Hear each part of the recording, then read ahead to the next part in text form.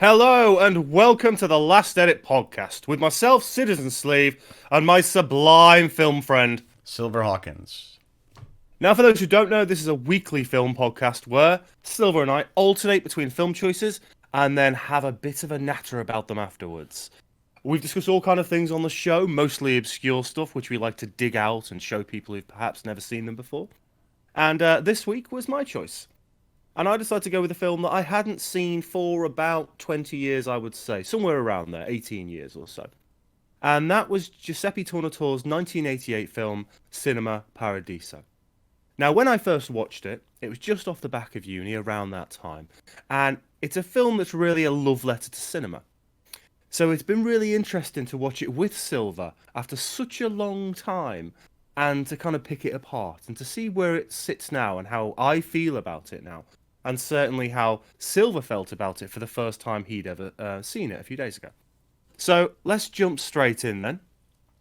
What, upon your first watch, did your general feeling about the film? I should give it. We always do this, and I ramble on, and we don't tell them what the bloody film is about first. So let's just start off that very quickly. Cinema Paradiso is about a successful director, although we don't know much about him in later life, called Salvatore. And he gets told over the phone by his wife. He hears this news from his home, Well, which not he's moved on his. from. She's likely not his wife. Well, girlfriend, Yeah. as we find out later, yeah.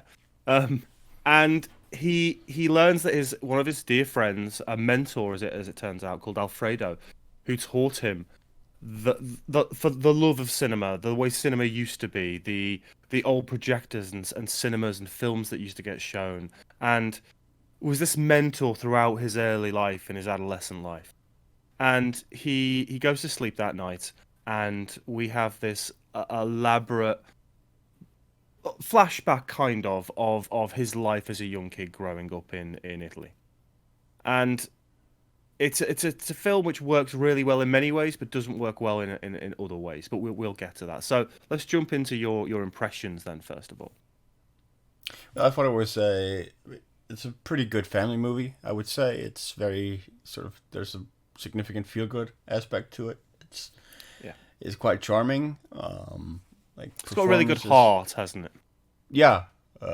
Performances are good throughout. Like no one. I mean, I think all the actors turn in good performances. Even like the child actors, which can often be challenging. Mm. Yeah, I thought like you, like the early part of the movie is really solid with the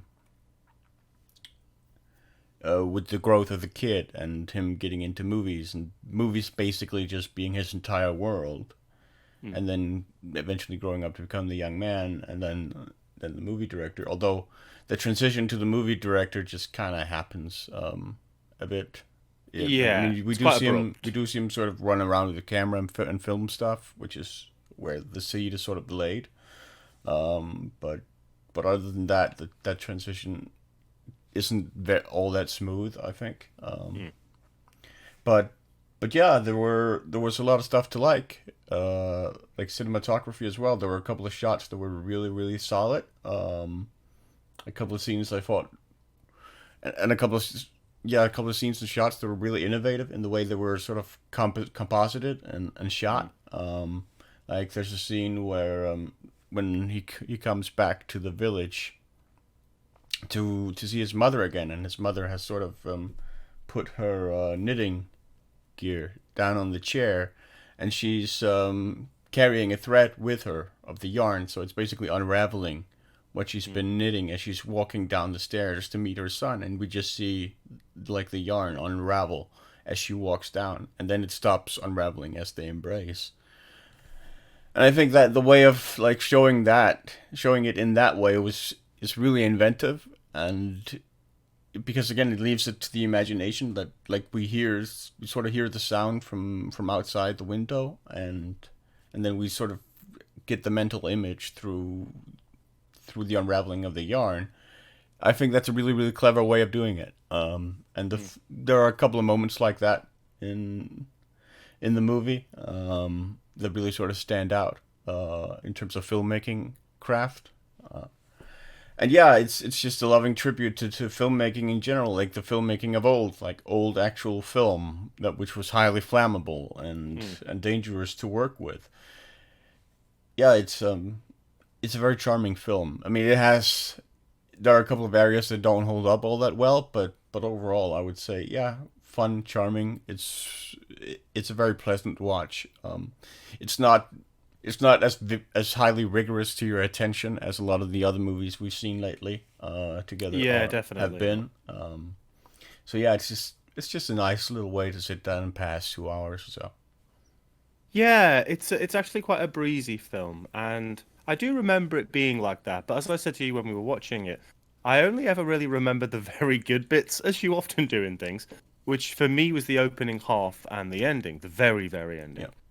Yeah, Um, I think what's really fantastic about the opening to this film, as you said, is it's a pure, joyful, heartfelt love letter to the art of cinema, the origin of cinema. And as soon as we meet the older guy, and then we cut back to his childhood, as Toto, this poverty-stricken kid living in a small Italian village with his mother, and his father is obviously off in Russia fighting, and they don't know if he's still alive or not. And just this cheeky little kid who just wants to learn, but is also very playful and very naughty at times and gets into a lot of trouble. And cinema kind of guides him and saves him. And one of the reasons is because of this character who has died in his future, he's been told about, Alfredo. And the performance of that actor is absolutely sublime in this. I think he's such a wonderful character throughout, but particularly in that opening hour. And some of the cool stuff we see, seeing Toto's first introduction to cinema, it's this very old school cinema building, purpose built which with is the one of Cinema Paradiso. Cinema Paradiso and the original projectors they used, as you said, with flammable film, and how he'll spend money he's not allowed to sneak into the cinema to see films, much to the dismay of his mother, who flogs him in the street basically, Yeah, because and it was meant to buy food meant and to buy like food, milk, I think it was, wasn't it, yeah. specifically? But his just love of cinema is driven so well by watching Alfredo and watching how Alfredo sets up the camera, cuts the film, splices it. There's a wonderful early moment which had us both in stitches, where it's very Catholic, obviously, and a Catholic priest will sit and preview every film that's going to be shown to the population of the town. And any time there was any sexual moment, even a kiss, he would sit there and ring a bell, and Yeah. Alfredo would go, "Oh," and then put another piece of paper in the film ready to splice that kiss out. Such a wonderful moment. And there's many of them throughout the film, but particularly that first half when we are with Toto as this, what, 7, 8 year old kid, maybe? There's lots of little touches between him and Alfredo in their relationship, give and take. Um, and it's great when he starts sneaking off basically and end up in the projection room. And he just wants to know more about the craft and more about how Alfredo does this. And Alfredo really likes this kid because he's brash and he's cheeky. Yeah. There's a little bit near the start where he's sat with Alfredo and they're talking about bits of film, and he starts playing with film in the back that's supposedly meant to go back into the film when they send the reels back to the companies, but he's been keeping them. And he says, "Oh, they're yours then." And the kid goes, "Okay, cool, yeah, yeah, okay, brilliant. But they must stay here, and you have to go home now." And he sneaks off, and he sneaks back in again. He's like, "Well, that doesn't make sense. How? Come on now. If they're here, how can they be mine?" But instead, he sneaks away and takes little small frames of film that he finds on the projection floor, and sneaks them home. And that's when he gets into his first big bit of trouble. Because he doesn't realise that the film of that era, that particular bit, is flammable. And of course, it catches fire at home, and his mum thinks the house is going to Because he burn keeps it down by the stove. by the stove because sensible. But hey, it's a kid; he doesn't know, and he gets in a little bit of trouble from that. And Alfredo is promises that he's not allowed to be in the cinema and with him anymore. But that doesn't matter. The relationship still blossoms and grows because they have this affection for each other, and they learn from each other. Alfredo, there's one point at which he's taking an exam along with a number of other adults with the kids who are taking the same exam and all getting laughed at as they walk in because they're older and they should have done this. And this little that they sit kind of next to each other. Alfredo sits just behind him, and they have these little moments where they look at each other. And Alfredo's clearly struggling with something, and he keeps leaning over trying to get the answer from Toto, who's like, "Ha ha ha, no way!" And then they make this little agreement where he can come back to the cinema and work in the projection room again if he helps Alfredo out, which is lovely. This little balance between the characters. Yeah. Just that relationship, and as you said, the cinematography at times. Not only do we see some of the wonderful vistas in Italy, but some of the framing, some of the unique moments, as you said, the knitting that unravels, where at the end of the film, when she's seeing her son for the first time in 30 years in the original place that they lived. But then there's one bit where there's a group of characters. I think when he becomes a teenager, which we'll get to in a little bit, and he's leaving, and the hugs they give each other, we don't see the eyes, and we don't see any of the, we see the hands locking and the bodies, and that's quite a different way of approaching that kind of emotive sequence as well. Nice little touches here and there. Yeah, No, that was a sequence that's very sort of evocative of memory, especially because we are essentially watching a memory or Salvatore's flashback of him leaving his family and going out into the world. yeah, and he remembers the touch and the Yeah, warmth of his friend saying goodbye, which is nice. It's a really nice way of portraying that particular emotional feeling. Now, as I said, the first half of the film I think is quite delightful. There are some staggeringly great moments in it. Uh, when they're playing the films in the cinema, and they're playing films from yesteryear and my past and Silver's past and films that we've watched before, quite iconic at times. Both American and Italian, like Stagecoach is in there, and La Terra Trema, and this wonderful selection of cinema greats. I mean there The, is that I think more than being like a tribute to the origin of cinema, what the film is really is a tribute to the communal experience of cinema, especially because it's really a tribute to to the cinema in this little village and the way it brought people together. It brought the entire yeah, town village together to watch these movies communally, as a community, and that's also what the movie basically returns to when Salvatore later on returns to the village for Alfredo's funeral. When he meets all these people again who would go to the cinema and watch the movies with him, or when he was the projectionist, watch the movies he projected. And yeah, there's a communal bond that is sort of shaped there, like there is when you watch a movie with your family or like growing mm, up. That's sort of deeply rooted in nostalgia and just like everything else in our past. And and the movie taps really, really, really effectively into that. And I think mainly that's what it sort of pays tribute to is that communal feeling. it is. It's the very core of the movie, Yeah, and the experiences that we have with these characters in the cinema, whether it's the central characters or the ancillary characters, is just really fantastic. There's a guy. It's a very theatre based cinema with two tiers, very old school. And there's a guy who every single showing we see him spits over the balcony onto yeah, someone below. upper class elitist. Yeah, Yeah, and later in the film he gets his comeuppance because a group of them throw a whole thing of feces at his face after he's been doing this for years, like a decade or something. There's the two people who meet. They glance at each other in one showing, and that's all we see. And then the next film, they're sitting together, and then later on they have a family.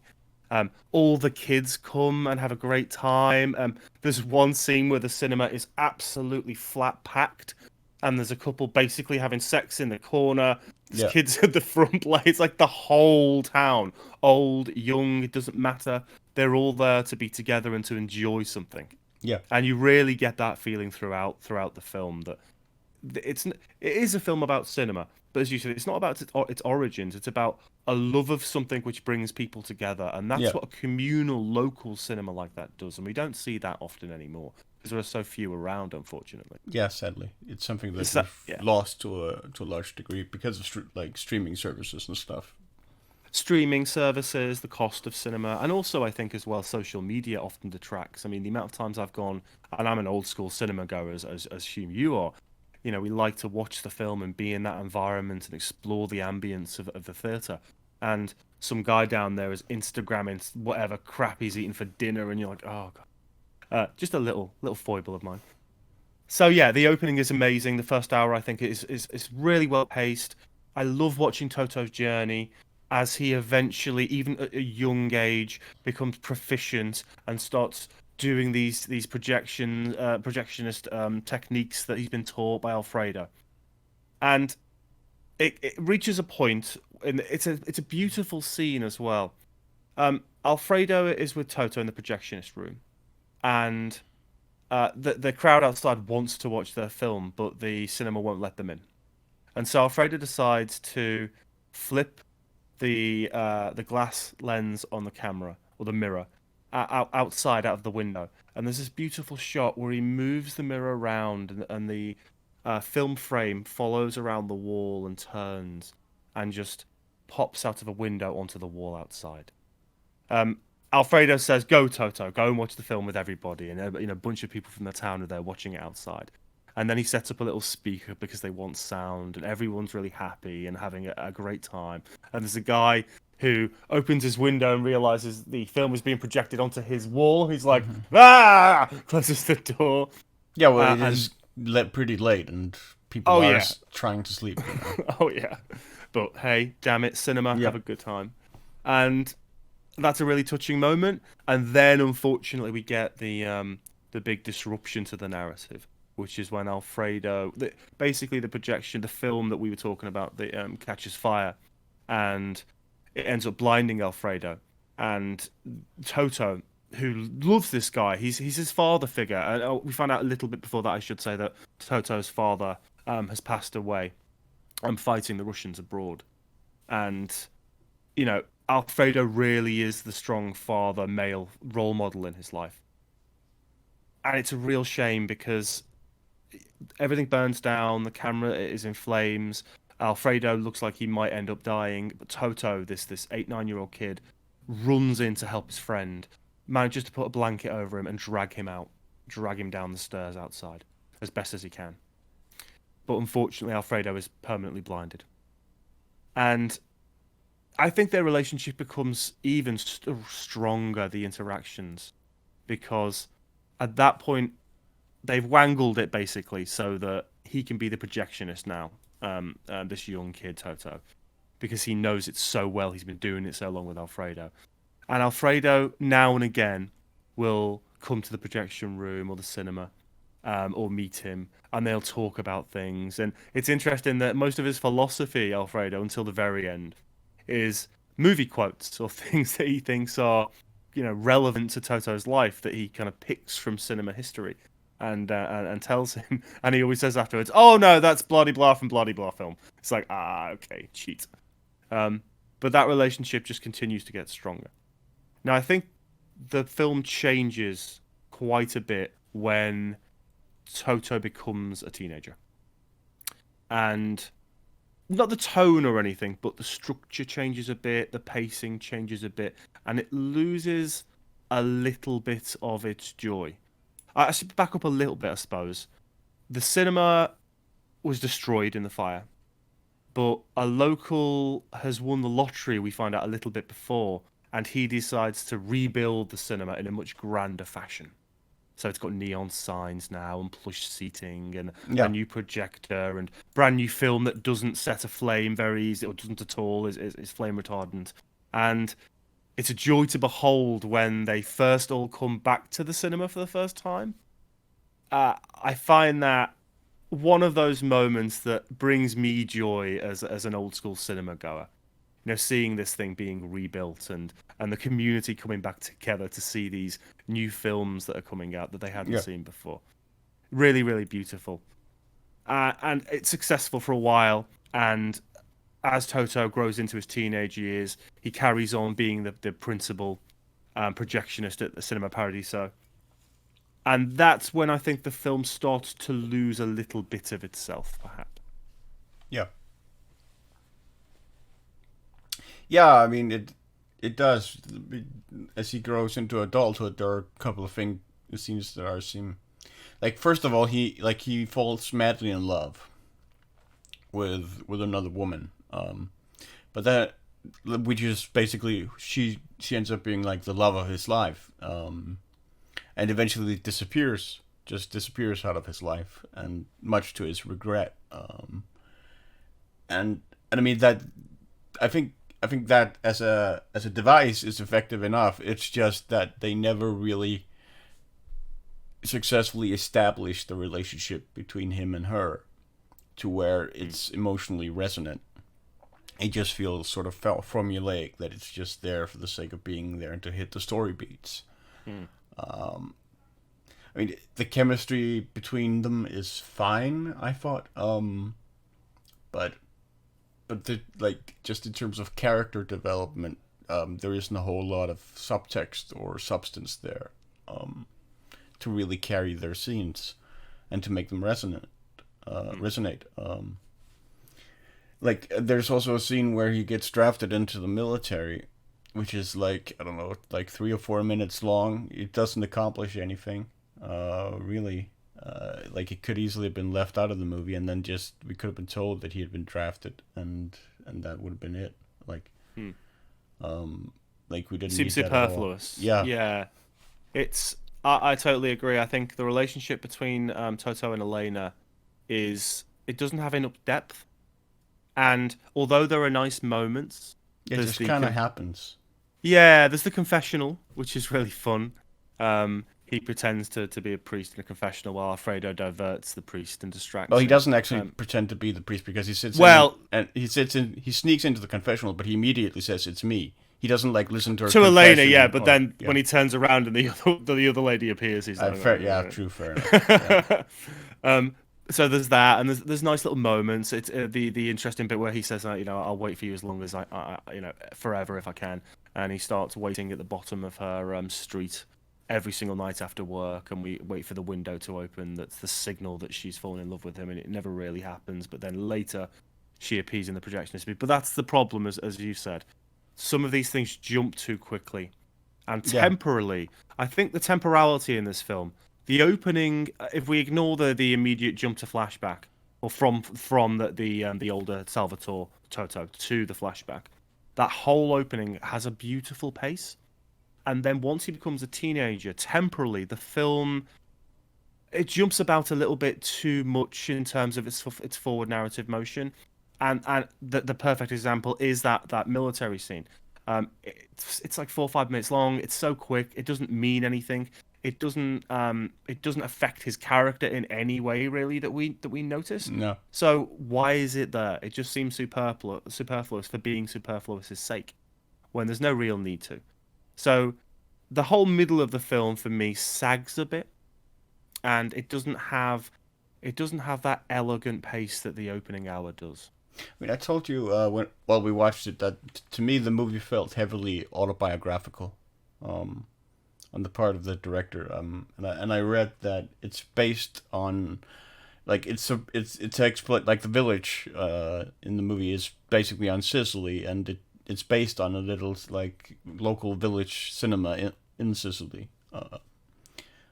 So I think that maybe there are, like, autobiographical elements, and maybe that's why the draft scene is there.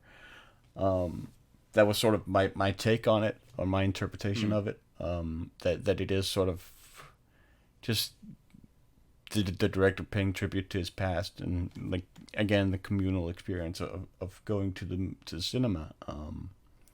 But yeah, it just has this heavy autobiographical feel to me throughout. It does, and you can see that perhaps it could have been a longer film. I mean, it's 2 hours and 4 minutes or something, and it doesn't really seem it. It seems, like we said, quite breezy. And you just feel like that middle section, and I mean, the military thing, again, if it wasn't going to have narrative resonance, then. But if it is semi-autobiographical, there are elements of his real life in there. He's combining with other things. Then maybe for him, he felt like he had to show these chapters, perhaps. But yeah, I just don't think those few elements work as intended. No. They detract from that opening hour a bit too much for my liking. And of course, like, something we discussed quite a lot was just the overuse of the music of the score Oh, throughout, which is, like, one particular part of the theme that just keeps sort of replaying over and over, and it's kind of cheerful and light, and it even plays in the movies like heavier, sadder moments, which where it doesn't really feel appropriate. Well, it plays when he and his mother find out that his father's died, and then it plays in the next scene, and then the next scene, and the next scene, and just when you think it's going to take a break, it's in the next scene, and you're like, first of all, it's a really nice, beautiful track, but it doesn't belong in 60% of the scenes that it's in my opinion. One thing that Tornatore I don't think does well in this film is use silence effectively. Yeah, There are some moments throughout this film that just deserved a bit of silence, a bit of gravitas. When the cinema's burning down, I honestly just wanted to just see and hear the diegetic sound. I didn't need the same theme song creeping back in again. And the problem is, it's not even creeping. It's not bombastic, but it's pretty damn overbearing after yeah, a while. And that's a real shame because for a film about the love of cinema and the the bringing together of people as cinema goers, as a community, as this mini society, I think many more pieces of music could have been used to elicit the emotional responses you wanted for particular scenes. Now, yeah. maybe he just really, really, really liked that piece of music, but I just think it's overused, and unfortunately, that does detract from the soundscape of the film. I mean, Just it is more, also sort of part of like old Hollywood was a lot of the times these sweeping, like over sweeping scores that mm, tended to call too much attention to themselves over the movie. Sometimes, like you have the kiss and it's scored like this roaring fanfare or whatever to underscore it, and it gets to be a bit much with some of the old Hollywood movies as well. So I think maybe it's indicative of that, but yeah, it's definitely overbearing. it grates after a while, and that's a shame. But yeah, I think that's one of the areas I'd like to have seen just more silence, and certain situations would have had more brevity because of that. Because you're not then kicking into the immediate emotion of that track over and over and over. As Yeah, you said, and it's too nice at times. It's too much of a nice, happy. It's slightly melancholic here and there, but really it's quite an upbeat track. So we got a film which is kind of distinct in two halves in many ways. Not we're not talking metal, we're not talking Full Metal Jacket. We're not talking the Congress here in terms of its distinct sides, but just a change of pace, a change of temporality, and I think it could have done with being a bit tighter if it wasn't going to explore those ideas in more depth. So then we have the teenage Toto. He's come back from the army, and he's seen the cinema Paradiso. Now has a new projectionist leaning out of the window he used to lean out of, and Alfredo did. And he kind of starts to realize his time is really up there after speaking to Alfredo in particular. Who Alfredo is just like, look, you need to get away from this place. I believe in your talent. I believe you can do something beyond this. And prior to this, as we briefly mentioned, he's been playing around with small cine cameras and recording things, and starting to develop this love of recording cinema rather than simply viewing it. And he has that lovely moment with Alfredo, who he's asking to describe what he's shot, and as he plays it on the wall in that small room, and he describes the girl that he likes, Elena, and the bulls that slaughtered in that other scene. And so the seed is sown a little bit, and the last bit we have in that sequence before he leaves and he goes off to new pastures, is that wonderful conversation with Alfredo. Oh, he just wants the best for the kid, and he knows. And he goes in, and he says, you're not really talking to anyone anymore, and you kind of shut off a little bit. It's like, yeah, but I'm an old guy now. I'm blind, and I want you to go and live your life. I want you to go and experience the world and do cool stuff, and never come back. Don't ever come back here. yeah. Close Even don't close look the back. close the door on that chapter and move forward with your life. And so he does, and we don't see any of it. We he gets on the train, and then that's that, and we cut back to the older Salvatore, who is basically awake now and is going to the funeral. Is going to respect the death of his Yeah, and just wonderful now on the friend. train toward heading back home to the village. Yeah, and we get to that wonderful scene, as you said, where his mother hears a noise and knows immediately. It's So she Toto. hears the doorbell. Yeah. Here's the doorbell. It's Toto. Straight away, just knows it's him. And we have like the knitting unstitch that she's There been. those moments really sort of evoke the same feeling as the scene, sort of the same feeling as the scene we talked about in the Congress last time, where John Hamm's character says goodbye to Robin and lets her go, because that's basically what Salvatore's mother, sister, and Alfredo do. Is, I mean, they love him so much that they're willing to let him go and move outside of their life and live his own life, and not sort of lay claim to him or anything to that extent. They just let him go and do what he needs to do, without judgment or anything. Like when he tells his mother, like, I abandoned you for 30 years because you didn't hear from me for 30 years and stuff. And she goes, no, I never questioned it. I knew you had to do what was right for you. I mean, that is love, fundamentally. That sort of, it's unconditional love. Yeah, Which I'm is, willing to let you follow your own path, so Yeah. you're happy. But know that I'm not judging you, and I don't harbor any ill feeling. I'm doing it because I love you. Yeah. Simple as that. And those moments for a viewer are very bittersweet, because the breakup of one, wonderful thing, it might lead to something else. But those moments for me are always very bittersweet, and it was in the Congress as well.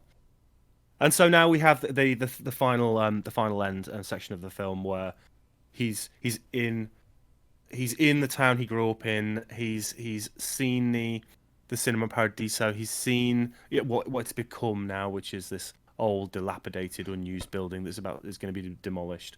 He's starting to and when he's at the funeral procession itself, and he sees these people, this community that he grew up with. Oh, even the guy. Sorry, we completely forgot the guy that runs around the square saying it's his throughout the film. Yeah, but I mean, he's not really important to the plot or anything. He's just No, not at all. He's just a comic aside to some extent. Yeah. But he sees all these people. He sees the cinema goers he grew up with, and who he spent a lot of his childhood with in this really nice, lovely filmic community, and that's really touching as well. You're seeing the couple older with their family, and seeing the guy who had won the lottery and rebuilt the cinema for the town at one point. So that's really, really nice. Um, so his mother speaks to him, and his wife, the wife of Alfredo, talks to him as well about having something for him that Alfredo's left. So they do the funeral, and he says his goodbyes to everybody with a very heavy heart. He spends a little bit of time in the town. And then the final really big part of the film, which it's what I quite like cyclical narratives when they make sense, and it does in this case.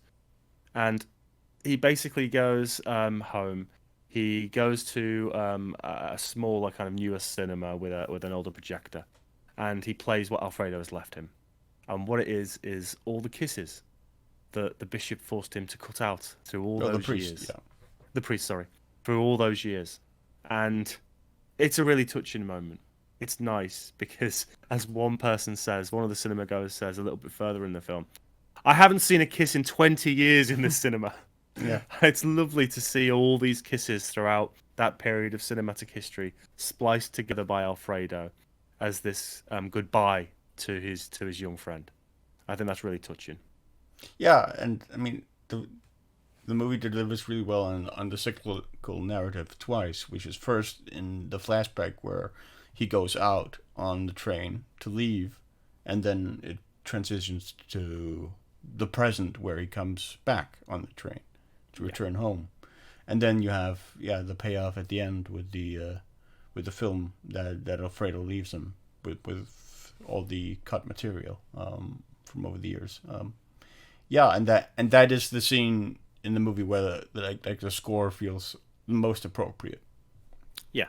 In that moment. But unfortunately, at that point, they've sort of worn the score out so much that it does sort of blunt it a little bit, and it would have been like the impact of it would have been that much greater if they had sort of reined it in a bit earlier. Well, as I said when we were watching it, I think that there's a problem with some of the editing in that rather than letting the track naturally decline and then cutting, sometimes it'll hard cut before that scene, before that track has ended in the scene, and then it'll move to a different scene with no music. So it's a hard cut in non-diegetic terms, and then we'll cut to another scene and it'll kick back in again. I mean, even that end scene, I'm pretty sure the music plays. We watch the clips. We watch how emotional Toto Salvatore is watching his mentor's gift to him, and then we get to the end credits, and the music kicks back in again, and you're like, oh wow, just calm yourself down with this musical score because by God, it's repeated too often. I mean, it's so weird going back to this one because as I said to you, I had such huge nostalgia for it. And Yeah. I didn't even remember its faults. And maybe it's because I was at an age where we're talking 20 years ago. Still love for cinema, but I was still a young guy, and I probably didn't pay attention to it as much then as I did now. And now, looking back at it, the opening hour and the final piece, I think, are really great, really, really great. But that 50 minutes in between is where a few of the problems are. Pace wise, the believability and the depth of some of the characters, the temporality in terms of jumping forward to kind of random places that don't really make as much sense as they should in the overall narrative arc. Yeah. But it's still a film that, if in particular you want to sit with your family because the kid that plays Toto is so engaging, I think the kids would find it quite cheeky, cool, chappy, who is really naughty at times, but has got such character and charisma. But anyone who loves cinema as well and the communal experience of being with friends or family and watching films, I think will get a lot out of this. But Yeah. just be aware, as we said, that middle section has got some problems, and that score will grate on you after a while. Definitely will. Well, maybe different. It did on us, but It I did mean, on us, other perhaps, yeah. other reviewers have been more forgiving. So We aren't so forgiving, though, Silver. As we yeah, found out. So yeah, I'd recommend it. I'd certainly recommend it. I don't think it's the 5-star, 4.5 film that it's been put on this pedestal as, and wiping away the nostalgia and being, providing proper critique of it. I think it's got a few problems, but it's still a really nice, lovely film with its heart in the right place yeah, that is a big hug to fans of cinema. So I'd recommend it for that reason alone. yeah. Me too. Definitely worth a watch. Okay, that was Cinema Paradiso. Now, Silver, we've taken a left turn for next week from the original one we were going for, which is going to be a really cool film because my girlfriend's interested in this one. She's not always interested in what we're watching. So, what have you decided that we're going to give a view to next week? Well, we're going to be watching a movie that's very nostalgic for me. It was a big part of my childhood. Like, I think I watched the VHS cassette we had recorded it on. Like, I wore it out. How many times I watched this movie? I think it's even like I would probably put it in my top 10 all time of my favorite movies. It is the Disney adaptation of Jack London's novel White Fang. It's not really so much of an adaptation as it is an inspiration of like inspired by the novel. Like there are a lot of Okay. themes and characters from the novel, but it's not really like a faithful adaptation in that way. But yeah, it's an amazing film starring Ethan Hawke and Klaus Maria Brandauer in the Yukon during the gold rush.